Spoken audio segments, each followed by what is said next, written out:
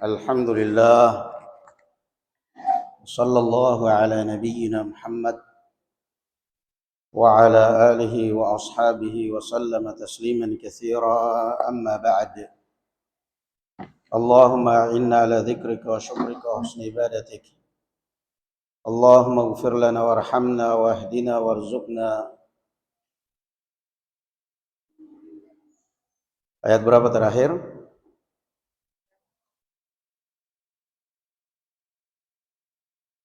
Ayat 100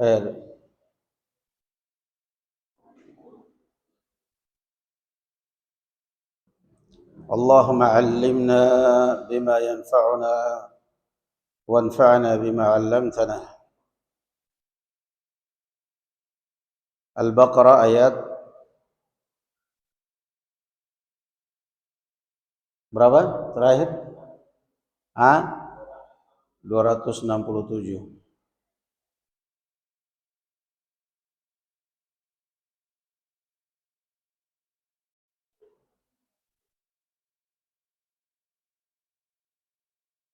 Bismillah.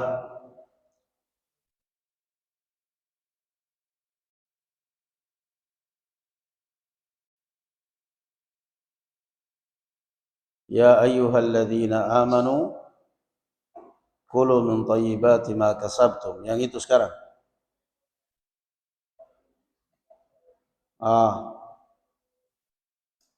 Bismillahirrahmanirrahim. Asy-syaitanu ya'idukumul faqr wa ya'murukum bil fahsya.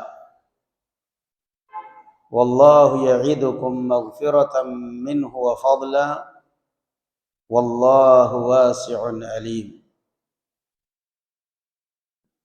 Syaitan atau setan menjanjikan atau menakut-nakuti kalian dengan kemiskinan dan menyuruh kamu berbuat keji atau kikir. Sedangkan Allah menjanjikan ampunan dan karunia-Nya kepadamu. Dan Allah Maha Luas, Maha Mengetahui.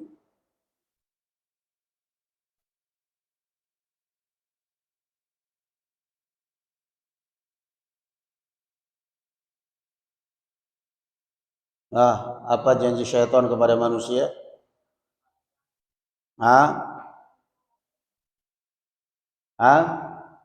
Apa? Syaitan selalu menakut-nakuti apa? Manusia dengan apa? Dengan masa depan, dengan kesusahan, dengan miskin. Kamu kalau begini terus kapan kayanya? Kamu kalau begini terus kamu nggak bakal jadi orang kaya. Kamu nanti bagaimana dan bagaimana? Akhirnya manusia pun kadang-kadang terperangkap dalam perangkap syaitan, rela menerjang yang muharramat. Manusia pun terperangkap di dalam perangkap syaitan, yaitu rela menerjang dan menjerumuskan diri dalam yang muharramat. Yang kedua, yaitu kumul faqr. Yang kedua apa? Perintah syaitan kepada manusia.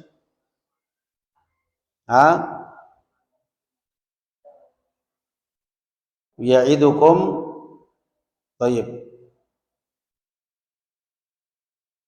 bil fahsya'i wa ya'murukum bil fahsya'i wal munkar. Itu diantara perintah syaitan.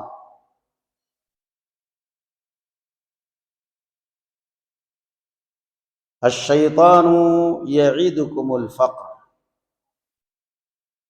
wa ya'murukum bil fahsya. Syaitan selalu menakut-nakuti kalian dengan kemiskinan, sehingga orang pun nekat berbuat mungkar, orang pun nekat korupsi, nekat mencuri, nekat menjadi membegal, nekat makan riba, nekat makan, bahkan naudzubillah nekat kadang-kadang orang berzina. semua dengan dalil, karena takut miskin. Asy-syaitan ya'idukumul faqr ay yukhawwifukum in tasaddaqtum fatumsiku. Yani syaitan selalu menakut-nakuti kalian dengan kekurangan saat kalian ingin bersedekah, supaya kalian bakhil, bahkan nekat mengambil uang yang haram. Wa ya'murukum bil fahsya al-bukhl wa man'iz zakah, dan memerintahkan kalian untuk berbuat mungkar yaitu bakhil dan menahan zakat. Wallahu ya'idukum, sedangkan Allah menjanjikan kepada kalian alal infaq, dengan berinfak, maghfiratan minhu lidzunubikum, pengampunan dengan dosa-dosa kalian, wa fadla, dan keutamaan, rizqan khalafan min. Naam. Wallahu wasi'un fadluhu alimun bil munfiq. Orang yang mukmin yang berinfak, Allah Azza wa Jalla menjanjikan pahala, menjanjikan ampunan dosa, menjanjikan rezeki Allah akan menggantinya. Sedangkan orang yang syaitan, ketika orang hendak berinfak, selalu menakut-nakuti dengan kemiskinan, dengan kekurangan, sehingga orang yang bakhil bukannya makin leluasa hidupnya, bukannya makin tenang hidupnya, justru makin sempit hidupnya dan makin terperosok hidupnya. Karena selalu dihantui, selalu dikuasai oleh syaitan dengan bisikan-bisikan miskin, nanti kamu akan kekurangan, la haula wala quwata illa billah. Ayat berapa tadi? 68. Perintah apa tadi? Perintah untuk bersedekah, berinfak. Yu'til hikmah ay al-ilm an-nafi' al-muaddi ila al-amal. Yu'til hikmata, Allah Azza wa Jalla memberikan hikmah, yakni ilmu yang bermanfaat dan amal saleh. Itu makna hikmah dalam ayat ini. Tidak semua Allah Azza wa Jalla, tidak semua diberikan ilmu oleh Allah Azza wa Jalla. Dan juga tidak semua yang diberikan ilmu oleh Allah Azza wa Jalla diberikan kemampuan untuk beramal. Bahkan termasuk tanda-tanda hari kiamat adalah kasratul qurra. Termasuk tanda-tanda hari kiamat adalah banyaknya para penghafal Al-Quran tetapi tidak tahu maknanya. Betapa banyak pondok-pondok tahfidz Al-Quran mengeluarkan, mencetak para penghafal Quran, bahkan dijadikan ikon untuk menarik simpati. Tahfidz Quran, program tajwid, daurah tajwid, sanad qiraatus sab'ah, bagi yang mau ngambil sanad, orang rebutan dengan sanad, tetapi bahasa Arab nol dan pemahaman tafsir dari Al-Quran nol. Dia mengimami dengan suara indah, suara merdu, dengan bayaran tinggi, tetapi pemahaman tentang Al-Quran, pemahaman tentang tafsir nol, karena buta huruf tentang bahasa Arab. Itulah termasuk salah satu daripada tanda-tanda hari kiamat, yakni kasratul qurra, banyaknya para penghafal Quran, banyaknya para qari'ul Quran, tapi tidak tahu apa yang dibaca. Naam. Yu'til hikmah. Kamu berdua, apa tadi hikmah di ayat ini? Yu'til hikmah, apa hikmah tadi? Kamu berdua yang biasa seragam ngantuk waktu subuh. Apa tadi hikmah di ayat ini? Siapa yang tahu? ilmu dan amal. Ilmu dan amal. Yu'til hikmata man yasha'. Allah memberikan ilmu dan memberikan taufik untuk bisa beramal pada siapa yang dikehendakinya. Wa may yu'tal hikmata faqad utiya khairan katsira. Dan barang siapa yang diberikan ilmu dan amal, maka dia telah diberikan kebaikan yang sangat banyak, limasirihi ila sa'adatil abadiyah, karena dia sedang menuju kebahagiaan yang abadi. Kata Allah Azza wa Jalla, wa may yu'tal hikmah. Maka kalau ada orang diberikan oleh Allah Azza wa Jalla ilmu dan amal, maka dia telah diberikan oleh Allah kebaikan yang sangat banyak. Apa sebabnya? Sebabnya karena dia sedang meniti jalan yang bahagia, jalan kebahagiaan yang abadi di akhirat. Jalan kebahagiaan yang abadi di akhirat. Wa ma yadzakkar fihi idghamu ta fil asli fid dal yatta'id. Asalnya wa ma yatadzakkar. Menjadi wa ma yadzakkar. Namun dengan nasihat-nasihat seindah ini, seperti ini, tidak akan mungkin ada yang bisa mengambil pelajaran illa ulul albab, kecuali orang yang berakal. Naam. Orang yang diberikan ilmu oleh Allah Azza wa Jalla dan diberikan taufik untuk mengamalkan ilmunya, itulah orang yang diberikan kebaikan dunia dan akhirat. Allah Azza wa Jalla memberikan dunia pada siapa yang dicintai maupun pada siapa yang dibencinya. Allah memberikan dunia kepada Fir'aun. Kalian dengarkan, nulis, nyatat. Allah memberikan Fir'aun dunia. Allah memberikan Namrud dunia. Allah memberikan orang-orang kafir dunia. Padahal jelas Allah Azza wa Jalla membenci mereka. Jelas Allah Azza wa Jalla mengatakan adu, musuh, humul adu. Mereka adalah musuh. Namun Allah Azza wa Jalla berikan kepada mereka dunia. Kenapa Allah berikan kepada orang kafir dunia? Karena Allah Azza wa Jalla tahu mata'un qalilun wa ma'wahum jahannam. Karena Allah tahu bahwasanya dunia ini hanyalah sementara. Numatti'uhum qalilan thumma natarruhum ila adzabin waliyah. Allah berikan kenikmatan sementara kepada orang-orang kafir. Setelah itu mereka diabadikan di dalam azab yang pedih, yang menyakitkan. Itulah Allah Azza wa Jalla. Memberikan dunia kepada orang-orang kafir bukan berarti cinta.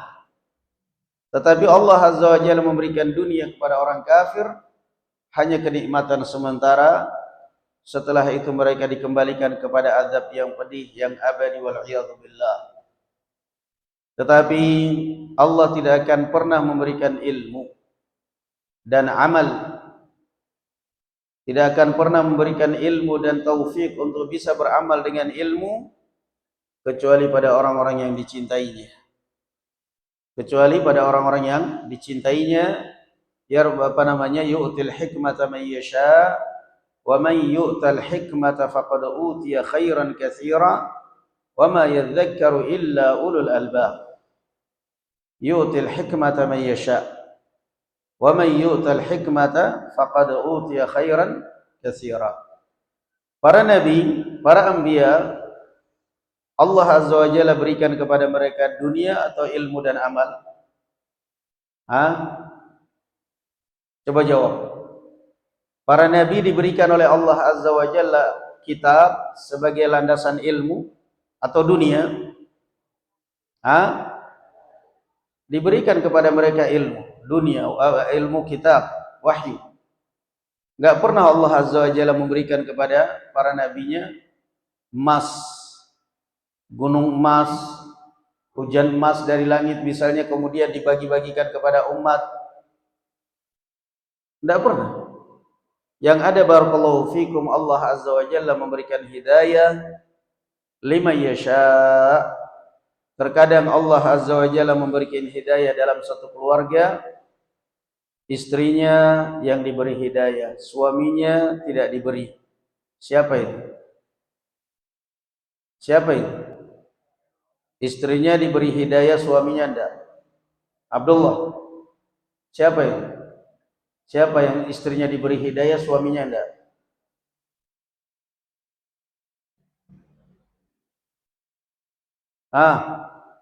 Sudah nggak nyatat, nggak perhatian. Siapa? Fir'aun. Hidayah sesuatu yang mahal. Terkadang Allah Azza wa Jalla berikan hidayah kepada suaminya, istrinya nggak diberi. Siapa itu?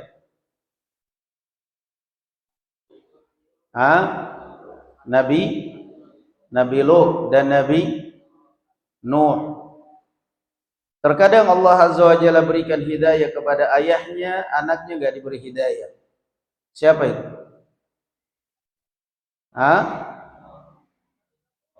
Siapa? Nabi Nuh diberi hidayah oleh Allah sebagai nabi, sementara anaknya Kan'an kafir. Terkadang Allah Azza wa Jalla beri hidayah kepada anak, sementara ayahnya tidak. Siapa itu? Nabi Ibrahim. Nabi Ibrahim. Dan ada yang Allah Azza wa Jalla berikan hidayah, satu keluarga, dianya, istrinya, anak-anaknya, semuanya dapat hidayah. Siapa itu?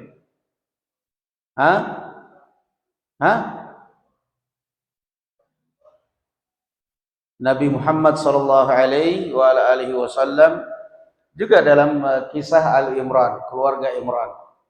Hidayah di tangan Allah Azza wa Jalla. Yu'til hikmata man yasha. Allah memberikan hikmah pada siapa yang dikehendaki.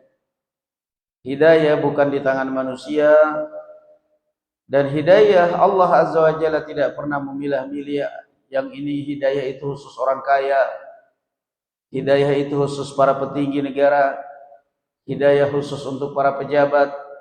Enggak ada seperti itu.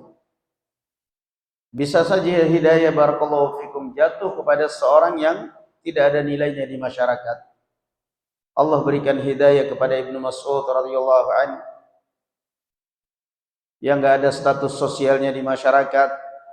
Allah berikan hidayah kepada Bilal, budak. Allah berikan hidayah kepada Salman Al-Farisi. Allah berikan hidayah kepada Suhaib Ar-Rumi. Allah berikan hidayah kepada barakallahu fikum orang-orang yang dianggap budak. Subhanallah. Tetapi semuanya diangkat, kemudian semua diangkat derajatnya oleh Allah Azza wa Jalla dengan hidayah. Yu'til hikmata man yasha. Sementara Nabi sallallahu alaihi wasallam sendiri, innaka la tahdi man ahbabta walakinna Allah yahdi man yasha. Engkau tidak akan bisa memberi hidayah pada siapapun yang engkau cintai wahai Muhammad, akan tetapi Allah memberi hidayah pada siapa yang dikehendakinya. Hidayah murni di tangan Allah. Wal hidayah nau'an. Hidayah itu ada berapa? Hidayah itu ada berapa? Ada dua. Yang pertama hidayatul dilalah wal irsyad. Yang kedua hidayatu at-taufiq wal qabul. Hidayatul dilalah wal irsyad artinya adalah hidayah menjelaskan dalil kepada umat dan membimbing orang ke jalan yang baik, ke jalan yang benar. Apa tadi Abdullah? Hidayah apa?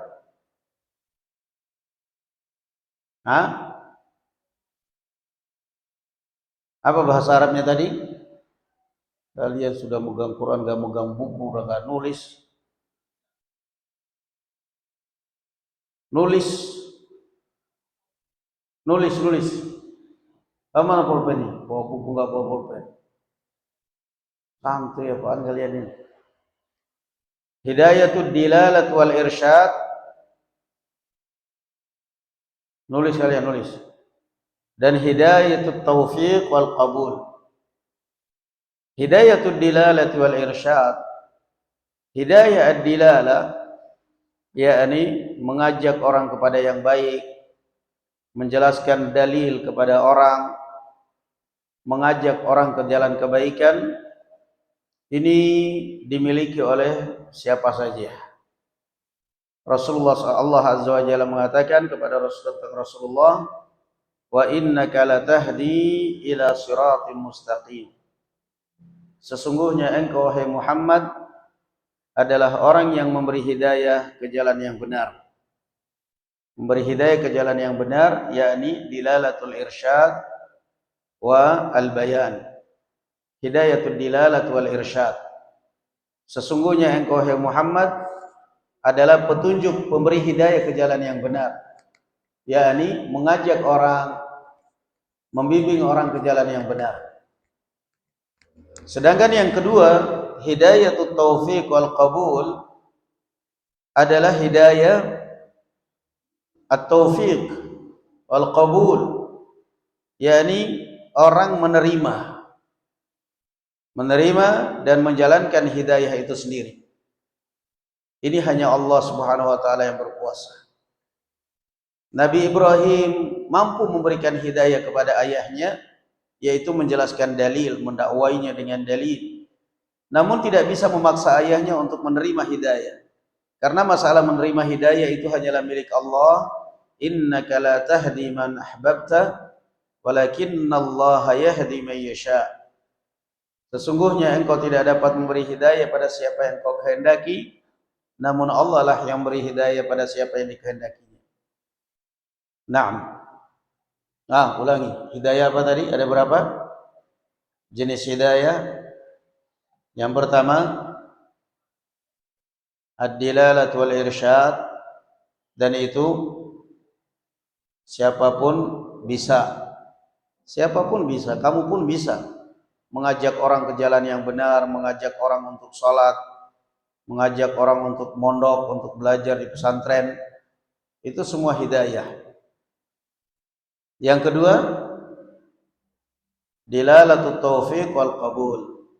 Yang kedua adalah dilalah yang yakni orang menerima hidayah, menerima dan menjalankan, dan itu hanya milik siapa?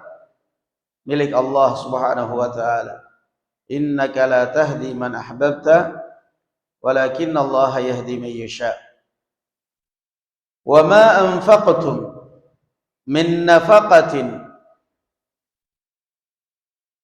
ay addaitum min zakatin aw sadaqah, dan apapun yang kalian tunaikan dari kewajiban kalian mengeluarkan zakat atau bersedekah, aw nadartum min nadrin, atau nazar yang kalian nazarkan lalu kalian fawafaitum bih, lalu kalian penuhi, fa innallaha ya'lamu, maka sungguhnya Allah tahu, fayujazikum alaih, dan Allah memberi pahala kepada kalian atas nazar itu.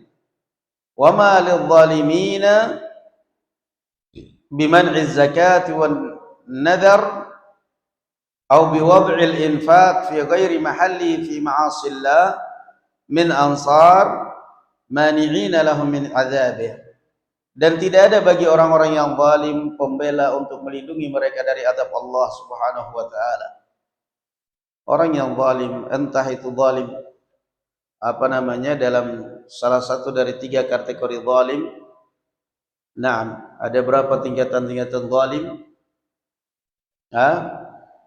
Ada 3. Al-zulm secara bahasa Arab adalah wad'u syai' fi ghairi mahallih. Itu zulm, meletakkan sesuatu bukan pada tempatnya. Sehingga orang berbuat syirik dikatakan oleh Allah Azza wa Jalla, innasyirka la zulmun 'adzim. Kesyirikan itu adalah kezaliman yang sangat besar karena menempatkan ibadah bukan pada tempatnya. Zalim itu tidak mesti ada yang dirugikan.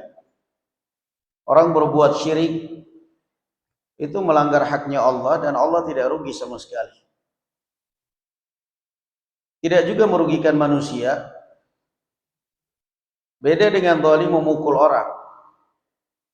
Nah, tetapi yang namanya zalim secara bahasa Arab adalah wad'u syai'i fi ghairi mahalli meletakkan sesuatu bukan pada tempatnya, itu yang dikategorikan zalim.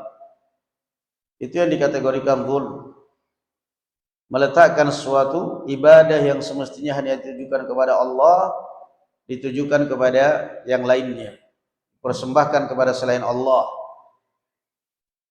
Maka az-zulm ada 3 tingkatan. Yang pertama adalah zulm fima bainallah wa bainal 'abd. Kezaliman seorang hamba terhadap haknya Allah Subhanahu wa taala.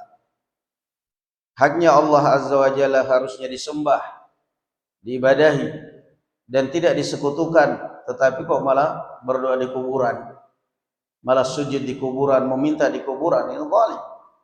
Menzalimi haknya Allah, bukan menzalimi Allah. Allah tidak akan mungkin ada yang menzaliminya. Menzalimi haknya Allah Subhanahu wa taala. Yang kedua, zulmun fima bainal ibad. Yang kedua, kezaliman sesama manusia. Merampas, mencuri, merampok, memakan harta dengan haram, memukul, ghibah, namimah, fitnah, menuduh, semua adalah zulm. Dan yang ketiga adalah zulmul abdi li nafsih. Kezaliman seorang hamba terhadap dirinya sendiri. Orang kafir zalim. Zalim kepada siapa? Kepada dirinya sendiri. Karena dia mencelakakan dirinya sendiri di dalam neraka Jahannam. Orang yang tidak salat zalim. Lu zalim kepada siapa? Zalim kepada diri kamu sendiri. Allah Azza wa Jalla memerintahkan kamu salat supaya kamu tidak terpanggang dalam neraka, kamu tinggalkan salat. Itulah yang namanya zalim. Kalau ada orang yang tiba-tiba menjerumuskan dirinya ke dalam api yang sudah jelas di situ ada api, kemudian dia masuk, orang akan mengatakan kamu sendiri yang zalim, kamu sendiri yang bodoh. Sudah ngerti ada api, kamu masuk di situ. Sama juga orang yang enggak pernah ibadah. Sudah ngerti ancamannya neraka Jahannam, kenapa enggak salat? Maka itu zalim, adzulm fima bainal 'abd wa bain nafsih. Kezaliman antara hamba dengan dirinya sendiri. Naam, ada berapa tadi maratibul zulm? Apa itu?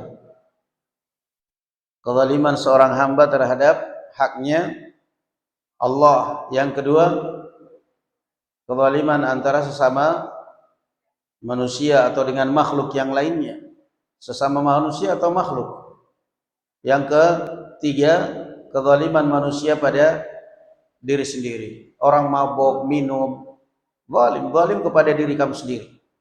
Allah memberikan kamu akal sehat supaya berfikir, supaya beribadah dengan tenang, kemudian dibuat mabuk.